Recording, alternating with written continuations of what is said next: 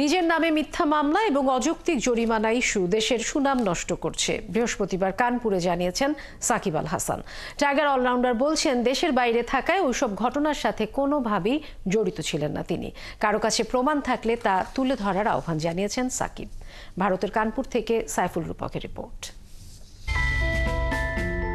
বিতর্ক যেন সাকিবের পিছুই ছাড়ছে না। নিঃসন্দেহে বাংলাদেশের ক্রিকেট ইতিহাসের সেরা ক্রিকেটার সাকিব আল হাসান গেল 17-18 বছরে দেশে বিদেশে নানা জায়গায় পারফরমেন্স করেই আলোচনায় ছিলেন, আবার অফ দ্য ফিল্ডে নানা কর্মকাণ্ডের জন্য সমালোচিতও হয়েছেন।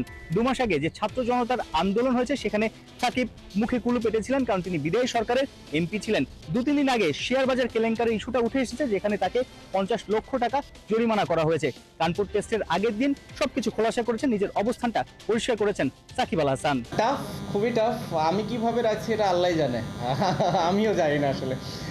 যেটা বললেন যে ধরেন একটা কেস, হ্যাঁ এখন হয়েছে, সবারই রাইটস আছে, বাট আপনারা সবাই জানেন যে এটা কেমন ধরনের কেস ছিল, কিংবা আমি ওই সময় কোথায় ছিলাম, আমার কাজ কী ছিল, কিংবা আমি কী করছিলাম।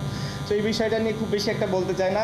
আর একটা জিনিস যেটা সদ্য হয়েছে, আমার লাইফে আমি কোনোদিন আসলে নিজে থেকে কোনো ট্রেড করিনি।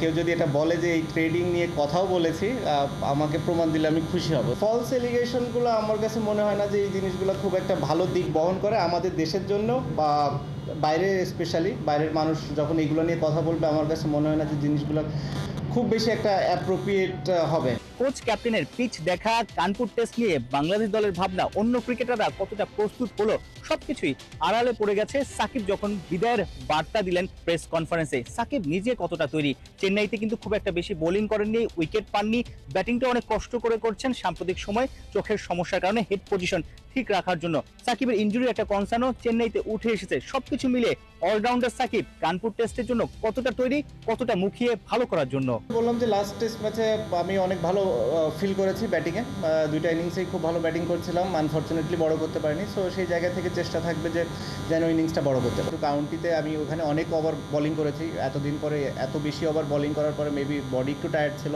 মেবি ফিঙ্গার একটু টায়ার্ড ছিল, স্ট্রেংথ একটু কমে গেছিলো। সো অনেক কিছুই হতে পারে, মেবি রিদমটা যেভাবে দরকার ছিল ওভাবে ছিল না। এই রিজনগুলোই নর্মালি আমি ফিল করি যে ছিল। মেবি আমার হয়তো অত ভালো মানে কি, মানে ভালো বোলিং না করার পেছনে। 2007-এ সাকিবের টেস্ট অভিষেক হয় চট্টগ্রামে ভারতের বিপক্ষেই। এই ভারতের বিপক্ষে বাংলাদেশ আজ অব্দি কোনো টেস্ট ম্যাচ জিততে পারেনি। এটাই হতে যাচ্ছে সাকিবের ভারতের বিপক্ষে শেষ টেস্ট ম্যাচ। নিশ্চয়ই শেষটা রাঙাতে চাইবেন সাকিব আল হাসান।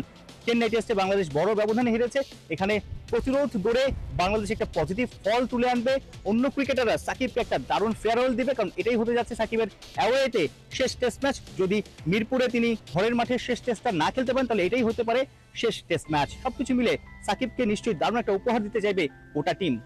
সাইফুল রূপক, 71, কানপুর, ভারত।